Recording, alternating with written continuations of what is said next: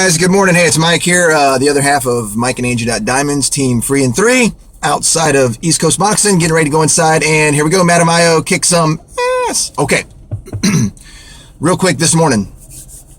So what I want to talk about is, first of all, the term pleasantly persistent. So I talk to distributors literally probably several times a week, and one of the things we all talk about is, well, I've asked a lot of people to get in. I've tried to recruit. Let's talk about recruiting this morning. I've tried to recruit a lot of people, and they just won't get in. And I say, well, how many times have you asked them to get in? And they say, well, I've asked them once. I'm like, one time? Well, I don't want to piss them off. I don't want to make them mad, so I don't want to go after them. So just, one time. Maybe I might have mentioned it one other time a month and a half later. Folks, listen.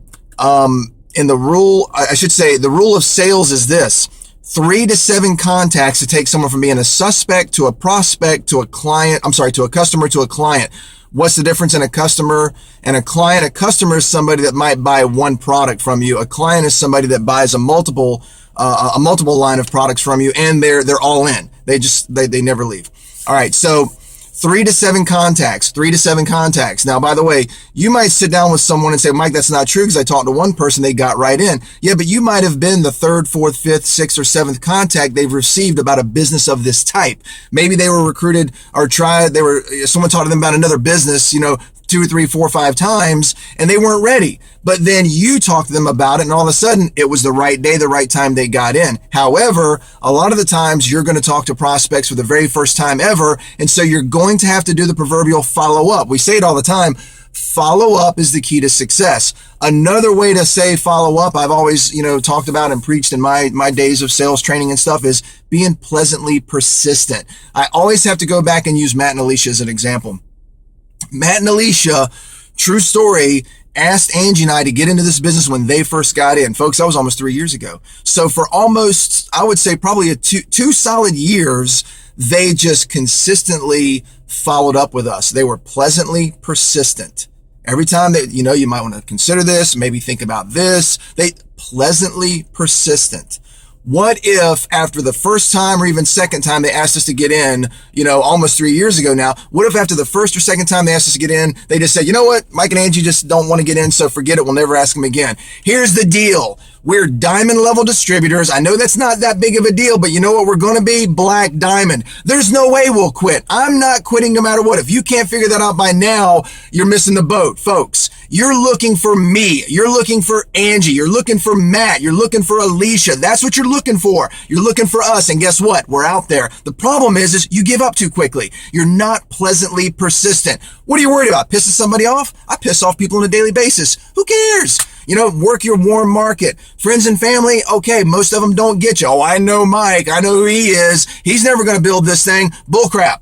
You don't listen to that. You listen to yourself. Do you want to do this or not? If you want to do it, start working, start talking to people, and be pleasantly persistent and follow up. You've got to talk to people. All right. Enough about that. Let's talk about the power of one. The power of one. This is by no means to negate the steps to success. You want to be very successful very quickly. Your job every month is to go out and find 3 new distributors and 4 loyal customers. Do we all do it every month? No, we do not. All right. But here's the deal. If you're shooting for the stars and you don't make it, you've heard the saying, you end up in the clouds. If you're trying to recruit and you have a plan in place to get 3 distributors in per month and you only get 1, is that a bad deal?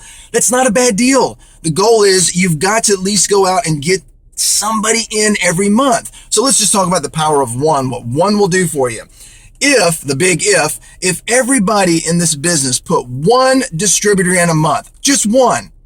Angie and I got in, let's say the first month we got in, we just put in 1 distributor.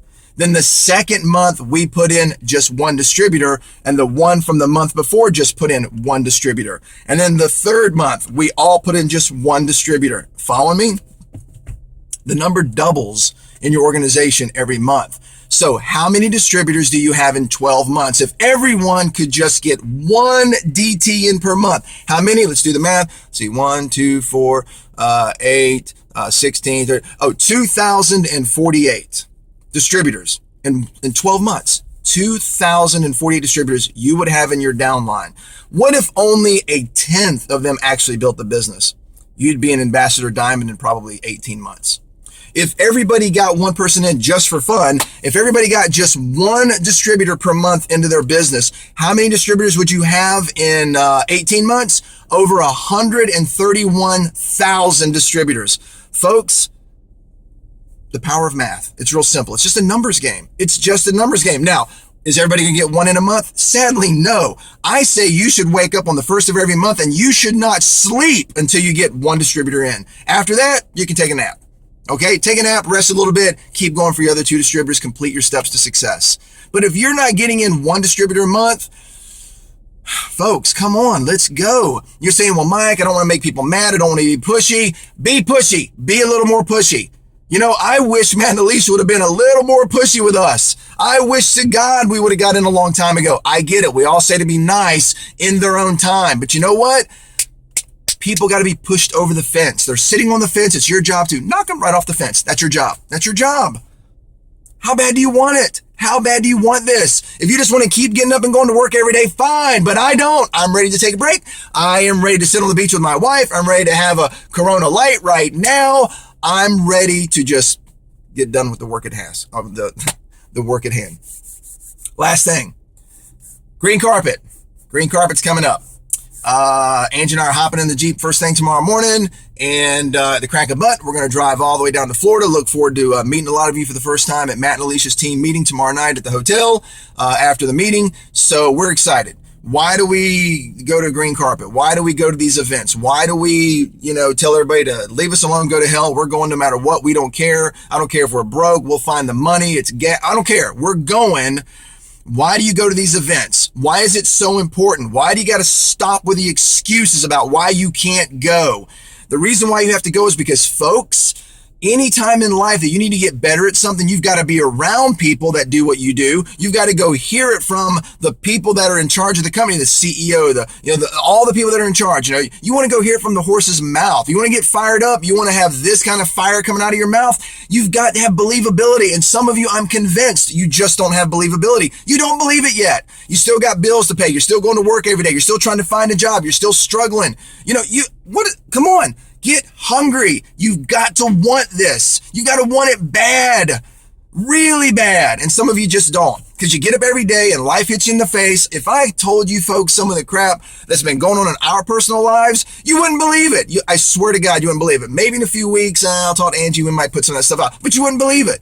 I promise you, I'm dealing with and Angie's dealing with the same crap that everybody else deals with. But we are just not going to give up. We're not. And we recruit on average 3 distributors a month. Some months it's 1, some months it's 6. But we put in at least 1 every single month, and we're going to keep doing it.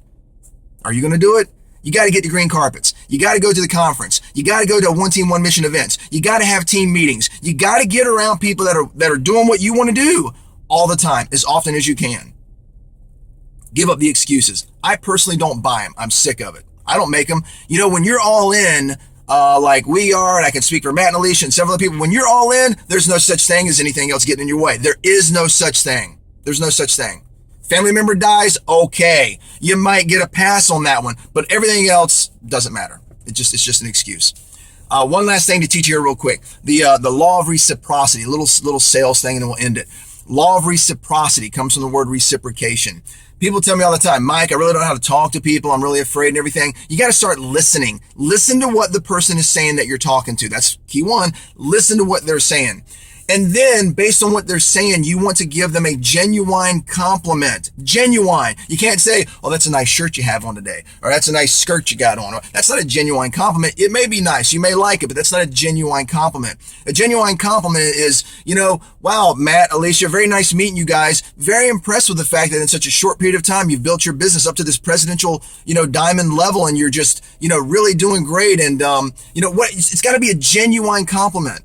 Here's the law of reciprocity. When you pay someone a genuine compliment, they are morally bound to believe the next thing that comes out of your mouth. Quite honestly, anything you say from that point on. I always try to start a conversation with someone, and if I can hear from them something that I can pay them a genuine compliment, they say they have a PhD, I'm like, wow, PhD? That is very impressive. Not many people, believe it or not, in this world have a PhD. You might think everybody does, but they don't. It's a very small percentage. And to pay them a genuine compliment, it boosts their ego. I'm not kissing their ass. I'm boosting their ego, paying them a genuine, I call it positive ego food. Pay them a genuine compliment. They're morally bound to believe the next thing that you say. It works. It works. It works. I use it all the time. I was in the world of financial sales. I would close $500,000 to $1 million to $5 million deals all the time using these very simple tactics. It's not to manipulate people. It's not to trick them. It's to earn their trust very quickly. Because if people don't trust you, they won't do anything. All right, that's it. Too long of a video. Gotta run. Look forward to seeing everybody at Green Carpet. God bless you. Be safe in your travels. We'll see you at the top and on the beach.